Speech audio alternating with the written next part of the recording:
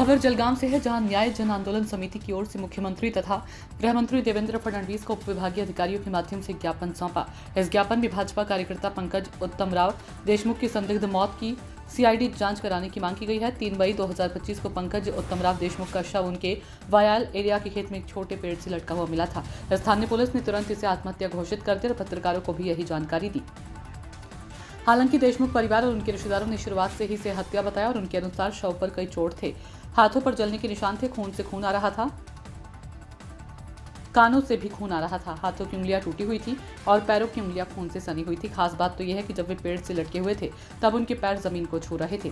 परिवार ने यह भी कहा कि शव को पेड़ से उतारते समय अचानक पंचनामा करते हुए परिवार के किसी भी सदस्य को नहीं बुलाया गया। साथ ही शव को पोस्टमार्टम के लिए जलगांव के सरकारी अस्पताल से अकोला ले जाते समय भी परिवार को सूचित किया गया। जलगांव जामोद से अकोला तक की 2 घंटे की यात्रा 5 घंटे में पूरी होने पर भी उन्होंने सवाल उठाए। संवाददाता संतोष कुलथे की रिपोर्ट।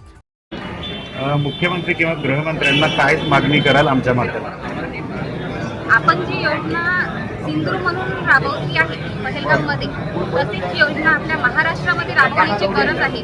जे गुन्हेगार उघड्यावर राहत फिरत आहेत अन्याय करून, तर त्यांना शिक्षा मिळायला हवी, त्यावर कुठे या सगळ्या गोष्टींना आळा बसणार, त्याशिवाय नैसर्गिक नष्ट चालणार। सीआयडी चौकशीची का मागणी होती? कारण पोलीस प्रशासनावर माझा विश्वास नाहीये। मी त्यांच्यावर विश्वास दाखवून 15 दिवस घरामध्ये बसलेली आहे, पण त्यांचे जे संशयास्पद आहे त्यांचा तपास सुद्धा संशयास्पद आहे। स्थानिक पोलीस प्रशासनावर जळगावचे त्यांचा तपास सुद्धा संशयास्पद आहे, त्याच्यामुळे माझा त्यांच्यावर विश्वास नाही आणि माझ्याकडून निपक्ष जी आहे तपासणी झाली पाहिजे। जे स्थानिक आमदार आहेत त्यांनी काही सांत्वनपर भेट दिली का?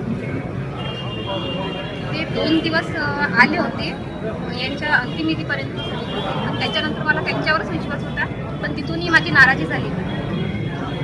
तिथून म्हणजे असं वाटत नाही आहे की समजा महिनाभर झाले त्यांच्याकडून मला असं कुठलाच असं योगदान या प्रकरणामध्ये वाटतं। त्यावर जखमा आहे त्याचा कुठलाच उल्लेख जो आहे त्या रिपोर्टमध्ये नाही आहे, आणि फॉरेन्सिक म्हणून जे पोस्टमॉर्टम करण्यात आलेलं आहे ते कुठल्याच प्रकारे ते त्यांचे रिपोर्ट्स वगैरे फॉरेन्सिकनुसार नाही। म्हणजे इथं कुठं ना कुठं डॉक्टर आणि पोलीस प्रशासन यांच्या मार्फत प्रकरण दाबण्यात आहे। का त्यांचं काय वाटतं, काय हेतू असेल त्यांचं प्रकरण दाबण्याचा? कारण पोलीस आणि डॉक्टर जे आहेत ते शासकीय कर्मचारी असतात, त्यांचा काय उद्देश असेल प्रकरण दाबण्याचा?